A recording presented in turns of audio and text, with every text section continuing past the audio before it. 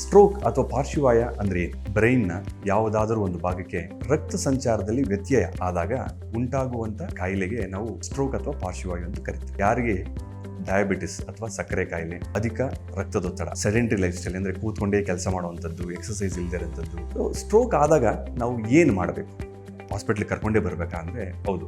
Stroke ಆದಾಗ ನಾವು ಮನೇಲಿ ಫಸ್ಟ್ ಏಡ್ ಥರ ಏನು ಮಾಡ್ಲಿಕ್ಕೆ ಆಗೋದಿಲ್ಲ. Time is brain. ಸ್ಟ್ರೋಕ್ ಆದಾಗ ನಾವು ಎಷ್ಟು ಲೇಟ್ ಮಾಡ್ತೀವೋ ಅಷ್ಟು ಬ್ರೈನ್ನ ಸೆಲ್ಗಳು ಅಂದರೆ ಬ್ರೈನ್ನ ಏನು ನ್ಯೂರಾನ್ಸ್ ಅಂತ ಏನು ಕರಿತೀವಿ ಅದು ಡ್ಯಾಮೇಜ್ ಆಗಿ ಸತ್ತೋಗ್ತದೆ. ಆದ್ದರಿಂದ ಎಷ್ಟು ಬೇಗ ಬಂದು ಟ್ರೀಟ್ಮೆಂಟ್ ತಗೋತೀವೋ ಅಷ್ಟು ನಾವು ಬ್ರೈನ್ ಸೆಲ್ಸ್ಗಳನ್ನ ಉಳಿಸ್ಬೋದು.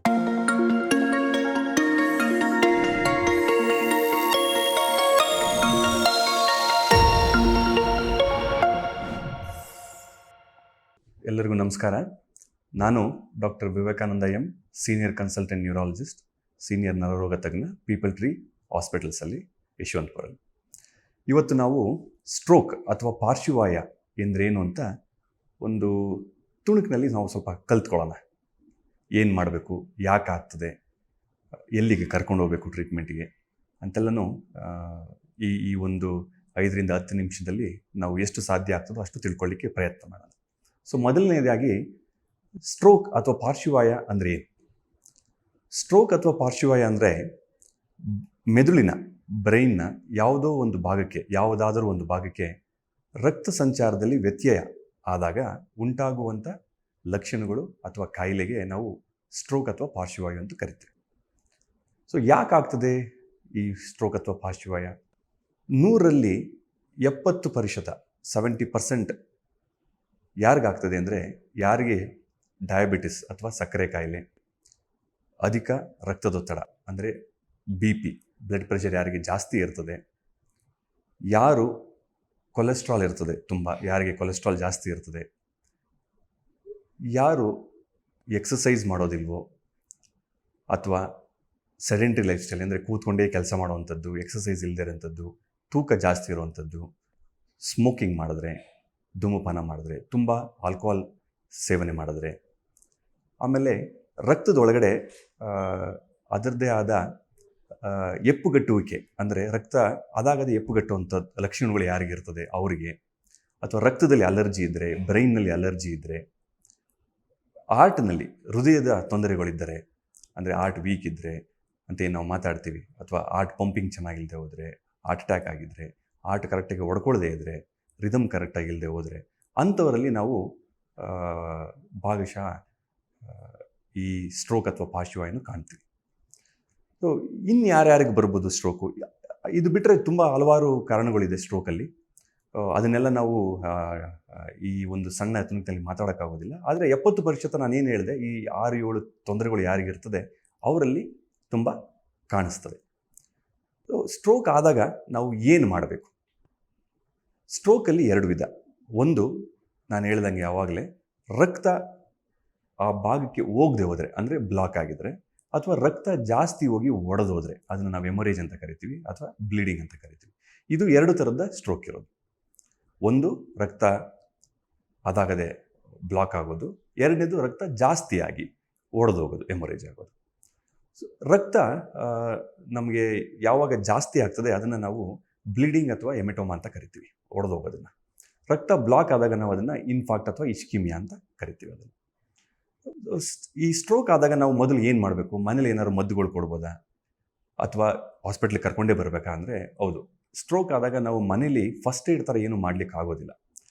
ಏನಂದರೆ BP ಜಾಸ್ತಿ ಇದ್ದರೆ ಅಥವಾ ಶುಗರ್ ಜಾಸ್ತಿ ಇದ್ದರೆ ಏನಾದ್ರು ಮಾಡ್ಬೋದೇ ಹೊರತು ಸ್ಟ್ರೋಕಿಗೆ ನಾವು ಮನೇಲಿ ಯಾವುದೇ ಥರದ ಮದ್ದು ಕೊಡ್ಲಿಕ್ಕೆ ಆಗೋದಿಲ್ಲ. ಆಸ್ಪತ್ರೆಗೆ ಕರ್ಕೊಂಡೇ ಬರಬೇಕಾಗ್ತದೆ. ಸೊ ಯಾವ ಆಸ್ಪತ್ರೆಗೆ ಕರ್ಕೊಂಬರ್ಬೇಕಾಗ್ತದೆ ಅನ್ನೋದು ನೆಕ್ಸ್ಟ್ ಕ್ವೆಶನ್. ನಾವು ಅದನ್ನು ಸ್ಟ್ರೋಕ್ ರೆಡಿ ಹಾಸ್ಪಿಟಲ್ಸ್ ಅಂತ ನಾವು ಏನು ಕರಿತೀವಿ, ಇದು ಬಹಳ ಮುಖ್ಯ. ಯಾಕಂದರೆ ಇಲ್ಲಿಗೆ ಬರೋದು, ಇಲ್ಲಿಂದ ಬೇರೆ ಕಡೆ ಕರ್ಕೊಂಡು ಹೋಗೋದು, ಅದರಲ್ಲಿ ಟೈಮ್ ವೇಸ್ಟ್ ಆಗಿಬಿಡ್ತದೆ. ನಾವು ಅದನ್ನು ಗೋಲ್ಡನ್ ಅವರ್ ಅಂತ ಕರಿತೀವಿ. ಅಂದರೆ ಇವಾಗ ಸಿಮ್ಟಮ್ಸ್ ಅಥವಾ ತೊಂದರೆ ಇವಾಗ ಸ್ಟಾರ್ಟ್ ಆಗಿ 4 ಗಂಟೆ ಅಥವಾ 5 ಗಂಟೆ ಒಳಗಡೆ ಹಾಸ್ಪಿಟ್ಲಿಗೆ ಬಂದರೆ ಅಲ್ಲಿ ಎಲ್ಲ ಥರದ ಸೌಕರ್ಯಗಳಿದ್ದರೆ, ಫೆಸಿಲಿಟೀಸ್ಗಳಿದ್ದರೆ ಟ್ರೀಟ್ಮೆಂಟ್ ಕೊಡಲಿಕ್ಕೆ ಉತ್ತಮ ಆಗ್ತದೆ. ನಾವು ಯಾವುದೋ ಒಂದು ಸಣ್ಣ ಹಾಸ್ಪಿಟ್ಲಿಗೆ ಕರ್ಕೊಂಡು ಹೋಗೋದು, ಅಲ್ಲಿಂದ ಸ್ಕ್ಯಾನಿಗೆ ಬೇರೆ ಕಡೆ ಕಳಿಸೋದು, ಅವ್ರು ಸ್ಕ್ಯಾನ್ ಮುಗಿಸ್ಕೊಂಬರೋಷ್ಟರಲ್ಲಿ ಟೈಮೆಲ್ಲ ಆಗೋಗಿರೋದು, ಹಂಗೆಲ್ಲ ಆದಾಗ ಸ್ಟ್ರೋಕ್ ರಿಕವರಿ ನಮಗೆ ಸ್ವಲ್ಪ ಕಷ್ಟ ಆಗ್ತದೆ. ತೊಂದರೆಗಳು ಹಾಗೆ ಉಳ್ಕೊಳ್ಳೋ ಚಾನ್ಸಸ್ಗಳು ಜಾಸ್ತಿ. ಸೊ ಆದ್ದರಿಂದ ಸ್ಟ್ರೋಕ್ ರೆಡಿ ಹಾಸ್ಪಿಟಲ್ಸ್ ಅಂತ ಏನು ನಾವು ಕರಿತೀವಿ ಬೆಂಗಳೂರಲ್ಲಿ ತುಂಬ ಸ್ಟ್ರೋಕ್ ರೆಡಿ ಹಾಸ್ಪಿಟಲ್ಸ್ ಇದೆ. ನಮ್ಮದು ಕೂಡ ಪೀಪಲ್ ಟ್ರೀ ಹಾಸ್ಪಿಟಲ್ಸಲ್ಲಿ ಸ್ಟ್ರೋಕ್ ರೆಡಿ ಹಾಸ್ಪಿಟಲ್ ನಮ್ಮದು ಕೂಡ. ಎಲ್ಲ ಥರದ ಫೆಸಿಲಿಟೀಸ್ ಎಲ್ಲ ಚೆನ್ನಾಗಿದೆ. ಎಲ್ಲ ಥರದ ಸೌಕರ್ಯಗಳು ನಮ್ಮ ಹಾಸ್ಪಿಟಲ್ಸಲ್ಲಿ ನಮಗೆ ಸಿಗ್ತದೆ. ಇದನ್ನು ನಾವು ಸ್ಟ್ರೋಕ್ ರೆಡಿ ಹಾಸ್ಪಿಟಲ್ಸ್ ಅಂತ ನಾವು ಕರಿತೀವಿ ನಿಮಗೆ. ಸೊ ಏನು ಮಾಡ್ತಾರೆ ಸ್ಟ್ರೋಕಲ್ಲಿ? ಯಾವಾಗ ಸ್ಟ್ರೋಕ್ ಆಗ್ತದೆ ಆವಾಗ 4ರಿಂದ 5 ತಾಸು ಒಳಗಡೆ ಬಂದರೆ ನಾವು ಒಂದು ಇಂಜೆಕ್ಷನ್ ಅಂತ ಕೊಡ್ತೀವಿ. ಅದನ್ನು ನಾವು ಥ್ರಾಂಬಲೈಸಿಸ್ ಅಂತ ಕರಿತೀವಿ. ಸೊ ಆ ಥ್ರಾಂಬಲೈಸಿಸ್ ಅಂದರೆ ಏನಂದರೆ, ನಾವೀಗ ಹೆಂಗೆ ಹಾರ್ಟ್ ಅಟ್ಯಾಕ್ ಆದಾಗ ನಾವು ಹೆಂಗೆ ಒಂದು ಇಂಜೆಕ್ಷನ್ಗಳು ಕೊಡ್ತೀವಲ್ಲ, ಅದೇ ರೀತಿ ಸ್ಟ್ರೋಕ್ ಆದಾಗಲೂ ಕೂಡ ನಾವು ಇಂಜೆಕ್ಷನ್ಗಳು ಕೊಡ್ತೀವಿ. ಅದು ಏನು ಇಂಜೆಕ್ಷನ್ ಅಂದರೆ, ಯಾವಾಗ ಬ್ಲಾಕ್ ಆಗಿರ್ತದೆ ಆ ಬ್ಲಾಕ್ನ ಓಪನ್ ಮಾಡಲಿಕ್ಕೆ ಇದು ಎಲ್ಪ್ ಮಾಡ್ತದೆ. ಸೊ ಆದ್ದರಿಂದ 4-4.25 ಗಂಟೆ ಒಳಗಡೆ, ಅಂದರೆ ಗೋಲ್ಡನ್ ಅವರ್ ಒಳಗಡೆ ಬಂದರೆ ಸೊ ಈ ಟ್ರೀಟ್ಮೆಂಟ್ ಕೊಡಲಿಕ್ಕೆ ಸ್ವಲ್ಪ ಈಸಿ ಆಗ್ತದೆ. ಆಮೇಲೆ ರಿಕವರಿ ಕೂಡ ಚೆನ್ನಾಗಾಗ್ತದೆ. 4-4.25 ತಾಸು ಆದಮೇಲೆ ಬಂದರೆ ಏನು ಮಾಡೋದು ಅಂತ. ಸೊ ಸ್ಟ್ರೋಕು ಎಷ್ಟು ದೊಡ್ಡದಿದೆ, ಎಷ್ಟು ಸಣ್ಣದಿದೆ, ಯಾವ ಭಾಗದಲ್ಲಿದೆ ಅನ್ನೋದ್ರ ಮೇಲೆ ನಮಗೆ ಸ್ಟ್ರೋಕಿಗೆ ಚಿಕಿತ್ಸೆನ ನಾವು ಡಿಸೈನ್ ಮಾಡಬೇಕಾಗ್ತದೆ. ಅದಕ್ಕೋಸ್ಕರ ಯಾವಾಗ ತುಂಬ ದೊಡ್ಡದಿರ್ತದೆ ಸ್ಟ್ರೋಕು, ಅದಕ್ಕೆ ನಾವು ಸಮ್ಟೈಮ್ಸ್ ಸರ್ಜರಿನೂ ಮಾಡಬೇಕಾಗ್ತದೆ. ಅದಕ್ಕೋಸ್ಕರ ನಾನು ಹೇಳಿದ್ದು ಸ್ಟ್ರೋಕ್ ರೆಡಿ ಹಾಸ್ಪಿಟಲ್ಸ್ ಅಂತ ಅಂದರೆ ಇದೆಲ್ಲದಕ್ಕೂ ಫೆಸಿಲಿಟೀಸ್ ಇರೋವಂಥ ಹಾಸ್ಪಿಟಲ್ಸ್ಗೆ ಹೋಗಬೇಕಾಗ್ತದೆ. ಸೊ ಪೀಪಲ್ ಟ್ರೀ ಹಾಸ್ಪಿಟಲ್ ಕೂಡ ಅದರಲ್ಲಿ ಒಂದು. ಎಲ್ಲ ಥರದ ಫೆಸಿಲಿಟೀಸು ನಮ್ಮ ಹತ್ರ ಇದೆ. ಸೊ ಇನ್ಯಾವುದು ಥರದ ಟ್ರೀಟ್ಮೆಂಟ್ ಬೇಕಾಗ್ತದೆ? ಒಂದು ಆ ಇಂಜೆಕ್ಷನ್ನು, ಎರಡನೇದು ಸ್ಟ್ರೋಕಲ್ಲಿ ನಾವು ಈಗ ಹಾರ್ಟಲ್ಲಿ ಬ್ಲಾಕ್ ಆದರೆ ನಾವೇನು ಮಾಡ್ತೀವಿ, ಅದಕ್ಕೆ ನಾವು ಆ್ಯಂಜಿಯೋ ಮಾಡಿ ಸ್ಟೆಂಟ್ ಹಾಕೋದು ಅಥವಾ ಬೈಪಾಸ್ ಮಾಡೋದು ಇರ್ತದಲ್ಲ, ಅದೇ ರೀತಿ ಕೂಡ ಸ್ಟ್ರೋಕಲ್ಲೂ ಕೂಡ ನಾವು ಸ್ಟೆಂಟ್ ಹಾಕಲಿಕ್ಕೆ, ಎಲ್ಲಿ ಹಾರ್ಟಿಂದ ಯಾವಾಗ ಬ್ರೈನ್ಗೆ ರಕ್ತನಾಳ ಹೋಗ್ತದೆ ಅಲ್ಲಿ ಇಲ್ಲೇನಾದ್ರು ಬ್ಲಾಕ್ ಇದ್ದರೆ ಕತ್ತಲ್ಲಿ, ಅದನ್ನು ನಾವು ಟೆಸ್ಟ್ ಮಾಡಿ ಅದನ್ನು ಸ್ಟೆಂಟ್ ಹಾಕ್ಬೋದು, ಅಥವಾ ಸಮ್ಟೈಮ್ಸ್ ಬೈಪಾಸ್ ಕೂಡ ಅದಕ್ಕೆ ನಾವು ಮಾಡೋಕ್ಕಾಗ್ತದೆ. ಇದು 3ನೇದು. 4ನೇದು ಏನಂತಂದರೆ, ಈಗ ಎಲ್ಲ ಸ್ಟ್ರೋಕ್ ಎಲ್ಲ ಟ್ರೀಟ್ಮೆಂಟ್ ಮುಗಿದ ಮೇಲೆ ನೆಕ್ಸ್ಟ್ ಏನು ಮಾಡಬೇಕಾಗ್ತದೆ, ಅದನ್ನು ನಾವು ಫಿಸಿಯೋಥೆರಪಿ ಹಾಗೂ ರಿಹ್ಯಾಬಿಲಿಟೇಷನ್ ಅಂತ ಕರಿತೀವಿ. ನಮ್ಮ ಪೀಪಲ್ ಟ್ರೀ ಹಾಸ್ಪಿಟಲಲ್ಲೂ ಕೂಡ ರಿಹ್ಯಾಬಿಲಿಟೇಷನ್ ಸೆಂಟರ್ ಇದೆ. ಸೊ ಬೇಸಿಕಲಿ ಸ್ಟ್ರೋಕ್ ರಿಹ್ಯಾಬಿಲಿಟೇಷನ್ ಸೆಂಟರ್ನೇ ಮಾಡಿದ್ವಿ ನಾವಿಲ್ಲಿ. ಎಲ್ಲ ಥರದ ಎಕ್ವಿಪ್ಮೆಂಟ್ಸು ಇದೆ. ಅದಕ್ಕೆ ಸಂಬಂಧಪಟ್ಟಂಥ ಫಿಸಿಯೋಥೆರಪಿಸ್ಟ್ ಕೂಡ ಇರ್ತಾರೆ. ಅದನ್ನು ನೋಡ್ಕೊಳ್ಳಿಕ್ಕೆ ನ್ಯೂರೋ ಫಿಸಿಷಿಯನ್ಸ್ ಆಗಲಿ, ನ್ಯೂರೋ ಸರ್ಜನ್ಸ್ ಆಗಲಿ ಎಲ್ಲರೂ ಇರ್ತಾರೆ. ಅನಸ್ಥೆಟಿಸ್ಟ್ ಇರ್ತಾರೆ, ಫಿಸಿಷಿಯನ್ಸ್ ಕೂಡ ಇರ್ತಾರೆ. ಸೊ ಟ್ರೀಟ್ಮೆಂಟು ಎಷ್ಟು ಮುಖ್ಯನೋ ಫಿಸಿಯೋಥೆರಪಿ ಅಥವಾ ರಿಹ್ಯಾಬಿಲಿಟೇಷನ್ ಕೂಡ ಅಷ್ಟೇ ಮುಖ್ಯ ಸ್ಟ್ರೋಕ್ ಆದವ್ರಿಗೆ. ನಾವೆಷ್ಟೋ ಜನ ನೋಡ್ತೀವಿ, ಸ್ಟ್ರೋಕ್ ಆಗಿ 2 ತಿಂಗಳು, 3 ತಿಂಗಳು, 6 ತಿಂಗಳು, 1 ವರ್ಷ ಆದಮೇಲೂ ಕೂಡ ಅಷ್ಟು ರಿಕವರಿ ಆಗಿರೋದಿಲ್ಲ. ಯಾಕೆಂದರೆ ನಾವು ಸ್ಟ್ರೋಕಲ್ಲಿ ಫಸ್ಟ್ ಸ್ಟಾರ್ಟಿಂಗಲ್ಲಿ ಏನು ಟ್ರೀಟ್ಮೆಂಟ್ ಕೊಡ್ತೀವೋ ಅದು ಬರೀ 5 ಗಂಟೆ ಒಳಗಡೆ. ಅದಾದಮೇಲೆ ನಾವು ಏನು ಟ್ರೀಟ್ಮೆಂಟ್ಗಳು ಕೊಡ್ತೀವಿ ಅದಕ್ಕೆ ತುಂಬ ಇಂಪಾರ್ಟೆಂಟು ಟ್ರೀಟ್ಮೆಂಟ್ ಜೊತೆ ಫಿಸಿಯೋಥೆರಪಿ ಅಥವಾ ರಿಹ್ಯಾಬಿಲಿಟೇಷನ್. ಯಾರು ಇದನ್ನು ಮಾಡೋದಿಲ್ವೋ ಅವ್ರಿಗೆ ಆ ಸ್ಟ್ರೋಕ್ ಲಕ್ಷಣಗಳು ಹಂಗೆ ಉಳ್ಕೊಂಡ್ಬಿಡ್ತದೆ. ಹಂಗೆ ಉಳ್ಕೊಂಡಾಗ ಡೈಲಿ ಫಂಕ್ಷನ್ಸ್ಗೆಲ್ಲನೂ ಸ್ವಲ್ಪ ತೊಂದರೆ ಆಗ್ತದೆ, ಅವರ ದೈನಂದಿನ ಚಟುವಟಿಕೆಗಳಿಗೆ ಸ್ವಲ್ಪ ತೊಂದರೆ ಆಗ್ತದೆ. ಸೊ ಆದ್ದರಿಂದ ಸ್ಟ್ರೋಕ್ ಆದವ್ರಿಗೆ ರಿಹ್ಯಾಬಿಲಿಟೇಷನ್ ತುಂಬ ಮುಖ್ಯ, ಫಿಸಿಯೋಥೆರಪಿ ಕೂಡ ಅಷ್ಟೇ ಮುಖ್ಯ. ಇನ್ನು ಈ ಸ್ಟ್ರೋಕ್ ಬರದೇ ಇರೋ ಥರ ಮಾಡ್ಬೋದಾ? ಸೊ ನಾನು ಅವಾಗೇ ಹೇಳ್ದಂಗೆ ಯಾರಿಗೆ ಜಾಸ್ತಿ ಸ್ಟ್ರೋಕ್ ಬರ್ತದೆ? ಶುಗರ್ ಇರೋರಿಗೆ, 60 ವರ್ಷ ಮೇಲ್ಪಟ್ಟವ್ರಿಗೆ, BP ಜಾಸ್ತಿ ಇರೋರಿಗೆ, ಕೊಲೆಸ್ಟ್ರಾಲ್ ಜಾಸ್ತಿ ಇರೋರಿಗೆ, ಒಬೆಸಿಟಿ ಅಥವಾ ಫ್ಯಾಟ್ ಜಾಸ್ತಿ ಇರೋರಿಗೆ, ಯಾರು ಎಕ್ಸಸೈಸ್ ಮಾಡದೇ ಇರೋದಕ್ಕೆ, ಸ್ಮೋಕಿಂಗ್ ಮಾಡೋರಿಗೆ, ಆಲ್ಕೋಹಾಲ್ ಜಾಸ್ತಿ ತಗೊಳ್ಳೋರಿಗೆ, ಇಂಥವ್ರಿಗೆ ಕಾಮನ್ನಾಗಿ ನಾವು ಸ್ಟ್ರೋಕ್ ನೋಡ್ತೀವಿ. ಸೊ ಆದ್ದರಿಂದ ಶುಗರ್ ಕಂಟ್ರೋಲ್ ಮಾಡೋದು ತುಂಬ ಇಂಪಾರ್ಟೆಂಟು. ಅದೇ ರೀತಿ ಅಧಿಕ ರಕ್ತದೊತ್ತಡ ಕೂಡ ಕಂಟ್ರೋಲ್ ಮಾಡ್ಕೊಳ್ಳೋದು ಭಾರಿ ಉತ್ತಮ.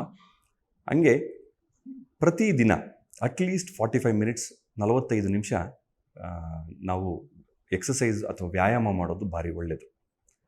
ಅದೇ ರೀತಿ ಈ ಹಾರ್ಟಲ್ಲಿ ಏನಾದ್ರು ತೊಂದರೆ ಇದ್ದರೆ ಅದನ್ನು ಕೂಡ ಕಾರ್ಡಿಯಾಲಜಿಸ್ಟ್ ಅಥವಾ ಹಾರ್ಟ್ ಡಾಕ್ಟರ್ಗೆ ತೋರಿಸಿ ಅದನ್ನು ರೆಡಿ ಮಾಡಿಸ್ಕೊಂಡ್ರೆ ಚೆನ್ನಾಗಿರ್ತದೆ. ಸೊ ಇದೆಲ್ಲನೂ ನಾವು ಸ್ಟ್ರೋಕ್ ಬರದೇ ಇರೋ ರೀತಿ ಪ್ರಿವೆಂಟ್ ಮಾಡಲಿಕ್ಕೆ ನಮಗೆ ಆಗ್ತದೆ. ಸ್ಟ್ರೋಕಲ್ಲಿ ನಾವು ಒಂದು ಲೈನ್ನ ಹೇಳಲಿಕ್ಕೆ ಇಷ್ಟಪಡ್ತೀನಿ. ಏನಂತಂದರೆ, ಟೈಮ್ ಈಸ್ ಬ್ರೈನ್. ಅಂದರೆ ಸ್ಟ್ರೋಕ್ ಆದಾಗ ನಾವು ಎಷ್ಟು ಲೇಟ್ ಮಾಡ್ತೀವೋ ಅಷ್ಟು ಬ್ರೈನ್ನ ಸೆಲ್ಗಳು, ಅಂದರೆ ಬ್ರೈನ್ನ ಏನು ನ್ಯೂರಾನ್ಸ್ ಅಂತ ಏನು ಕರಿತೀವಿ, ಅದು ಡ್ಯಾಮೇಜ್ ಆಗಿ ಸತ್ತೋಗ್ತದೆ. ಸೊ ಆದ್ದರಿಂದ ಎಷ್ಟು ಬೇಗ ಬಂದು ಟ್ರೀಟ್ಮೆಂಟ್ ತೊಗೋತೀವೋ ಅಷ್ಟು ನಾವು ಬ್ರೈನ್ ಸೆಲ್ಸ್ಗಳನ್ನ ಉಳಿಸ್ಬೋದು. ಸೊ ಅದಕ್ಕೋಸ್ಕರ ಟೈಮ್ ಈಸ್ ಬ್ರೈನ್ ಅಂತ ನಾವು ಕರಿತೀವಿ. ಅದೇ ಟೈಮ್ ಈಸ್ ಬ್ರೈನ್ ಟೈಮ್ ಪೀರಿಯಡ್ನ ನಾವು ಗೋಲ್ಡನ್ ಅವರ್ ಅಂತ ಕರಿತೀವಿ. ಸೊ ಈ ತೊಂದರೆಗೆ ನಮ್ಮ ಪೀಪಲ್ ಟ್ರೀ ಹಾಸ್ಪಿಟಲ್ಸಲ್ಲಿ ಎಲ್ಲ ಥರದ ಸೌಕರ್ಯಗಳು ಸಿಗ್ತದೆ. ನಮಗೆ ಎಮರ್ಜೆನ್ಸಿಯಿಂದ ಹಿಡಿದು, ಕ್ಯಾಥ್ಲ್ಯಾಬಿಂದ ಹಿಡಿದು, MRIಯಿಂದ ಹಿಡಿದು, OTಯಿಂದ ಹಿಡಿದು, ನ್ಯೂರಾಲಜಿಸ್ಟಿಂದ ಹಿಡಿದು, ನ್ಯೂರೋಸರ್ಜನ್ಸಿಂದ ಹಿಡಿದು, ಸ್ಟ್ರೋಕ್ ನರ್ಸಿಂದ ಹಿಡಿದು, ಅನೆಸ್ಥೆಟಿಸ್ಟಿಂದ ಹಿಡಿದು ಯಾವುದೇ ರೀತಿಯ ನಾವು ಎಮರ್ಜೆನ್ಸಿನ ಹ್ಯಾಂಡಲ್ ಮಾಡಲಿಕ್ಕೆ ನಮ್ಮ ಹಾಸ್ಪಿಟಲ್ ರೆಡಿ ಇದೆ. ಸೊ ಆದ್ದರಿಂದ ಸ್ಟ್ರೋಕ್ ಆದವರು ಭಯಪಡಬೇಕಾಗಿಲ್ಲ. 4.5 ಗಂಟೆ ಜ್ಞಾಪಕ ಇಟ್ಕೊಳ್ಳಿ, ಗೋಲ್ಡನ್ ಅವರ್. ಅಷ್ಟರಲ್ಲಿ ನೀವು ಬಂದರೆ ನಿಮ್ಮ ಸ್ಟ್ರೋಕ್ ಲಕ್ಷಣಗಳು ಸಂಪೂರ್ಣ ಗುಣಮಟ್ಟ ಆಗುವಂಥ ಸಂದರ್ಭಗಳು ಜಾಸ್ತಿ ಇರ್ತದೆ. ನಮಸ್ಕಾರ. ಸಕಲ ಅನುಕ್ಷಣದ ಸುದ್ದಿಗಳಿಗಾಗಿ ವಿಸ್ತಾರ ನ್ಯೂಸ್ ಯೂಟ್ಯೂಬ್ ಚಾನೆಲ್ ಸಬ್ಸ್ಕ್ರೈಬ್ ಮಾಡಿ. ಹೊಸ ಸುದ್ದಿಗಳ ನೋಟಿಫಿಕೇಶನ್ಗಾಗಿ ಬೆಲ್ ಐಕಾನ್ ಕ್ಲಿಕ್ ಮಾಡಿ. ಲೇಟೆಸ್ಟ್ ಅಪ್ಡೇಟ್ಸ್ಗಾಗಿ www.vistaranews.com ವೆಬ್ಸೈಟ್ಗೆ ವಿಸಿಟ್ ಮಾಡಿ. ಅಂಗೈಯಲ್ಲೇ ಜಗತ್ತಿನ ಸುದ್ದಿ ತಿಳಿಯಲು ವಿಸ್ತಾರ ನ್ಯೂಸ್ ಕನ್ನಡ ಆಪ್ ಡೌನ್ಲೋಡ್ ಮಾಡಿ.